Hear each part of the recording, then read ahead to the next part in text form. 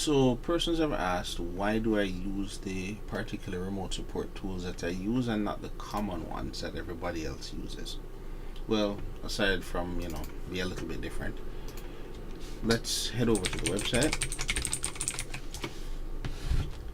and go to remote assistance and go to this link that says see this link for more information. Now all the details are here in text as to why I would use these particular tools, but let me see, it's still a little difficult for me to find all the information, but let's take a look.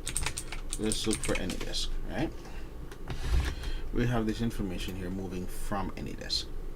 The reason, because I had a license for AnyDesk, and the reason why I moved from AnyDesk is because pricing was one thing, the subscription, and there's the fact that I don't do, while it is that I do remote support for a number of different persons and new persons as well as existing customers, I don't do as much all the time that warrants the subscription that's there for either AnyDesk or TeamViewer.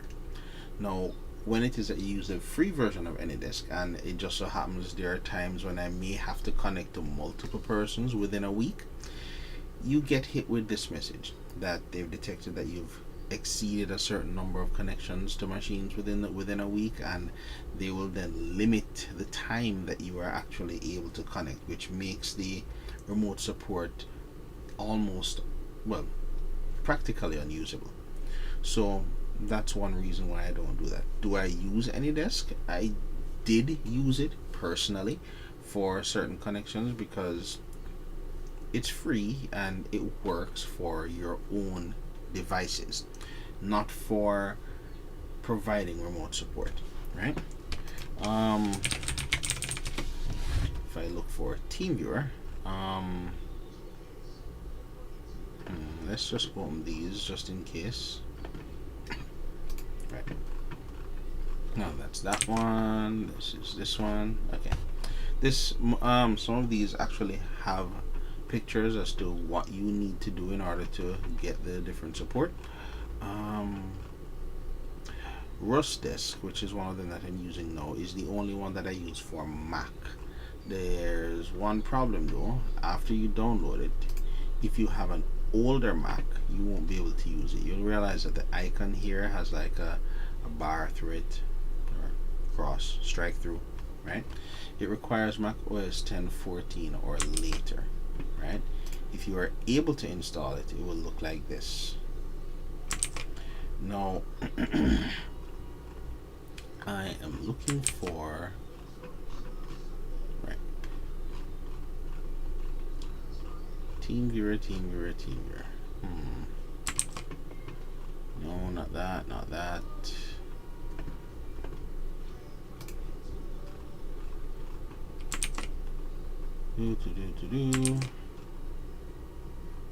I am not seeing the TeamViewer one.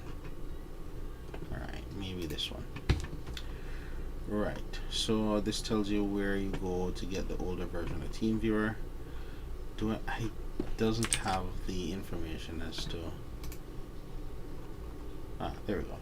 Right, if I try to connect to someone with my licensed version of TeamViewer 11 and the person is using the latest and greatest version of TeamViewer, this is the error that I'm going to get.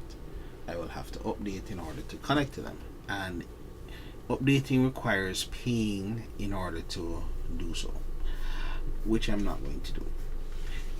If you do not have a licensed version of TeamViewer and you are connecting to a lower version, so let's say for example I'm using TeamViewer to connect to you to provide support, but you want to use TeamViewer as well to connect to your own system, because you don't have a license for the version that I have, you have to use the latest version. When you use the latest version and you try to connect to my licensed version on your system, you get this error which says that the system is running an old version and you can't connect to it. It needs to be updated for you to connect to it. Then when you update it, I can't connect to it, because then you get this message, you update it, then I get this message after you update it. So this was something that they did which I really didn't like, and It's part of the reason why I don't use them very often. Only in cases where persons may have moved to like AnyDesk and um, they don't really use TeamViewer, then I might use TeamViewer. But to save all of the headache and heartache, I use two pieces of software that nobody else really uses, right? Which those would be, as I've said, RustDesk and Remote Utilities.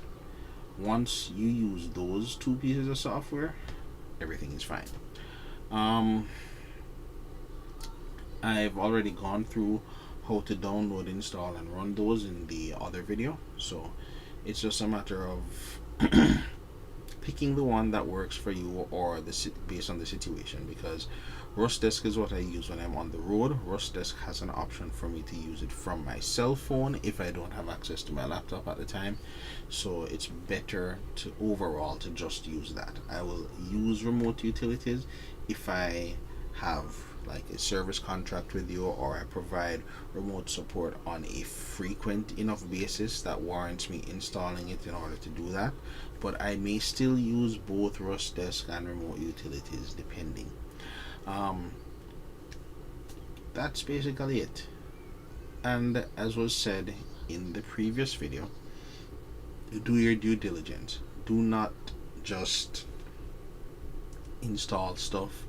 Don't allow persons on your system that you don't know or trust.